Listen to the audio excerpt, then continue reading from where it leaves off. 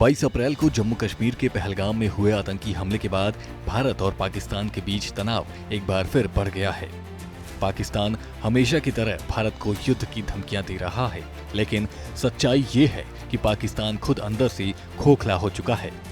उसकी आर्थिक और सैन्य स्थिति इतनी कमजोर हो गई है कि वे एक बड़े युद्ध का सामना करने में पूरी तरह असक्षम है। एक रिपोर्ट के अनुसार पाकिस्तान की सेना के पास केवल 4 दिनों तक ही युद्ध लड़ने लायक गोला बारूद बचा है। इसका मतलब ये है कि अगर भारत और पाकिस्तान के बीच जंग छिड़ती है तो पाकिस्तान की सेना महज 96 घंटे तक ही टिक पाएगी। पाकिस्तान की तोपें और रॉकेट लॉन्चर अब सिर्फ 100 पीस बनकर रह गए हैं, क्योंकि उनके लिए जरूरी गोला बारूद खत्म हो चुका है। M109 हावित्जर और BM21 मल्टीपल रॉकेट लॉन्चर जैसे हथियार बेकार पड़े हैं और नई SH-15 तोपों के लिए भी गोला नहीं बचा है।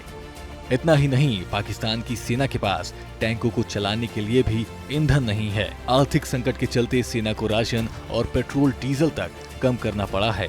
कई सैन्य अभ्यास बंद कर दिए गए हैं और मिलिट्री व्हीकल्स बिना ईंधन के खड़े हैं। यह सब दर्शाता है कि पाकिस्तान की सेना सिर्फ कागजों में मजबूत दिखती है, असल में उसकी हालत बेहद नाजुक है। पाकिस्तान की ये कमजोरी उसकी आर्थिक स्थिति से भी साफ झलकती है। विदेशी मुद्रा भंडार लगभग खत्म होने के कगार पर है।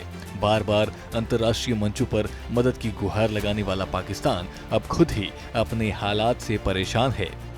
कंगाली इतनी बढ़ गई है कि सेना की बुनियादी जरूरतें भी पूरी नहीं हो पा रही हैं।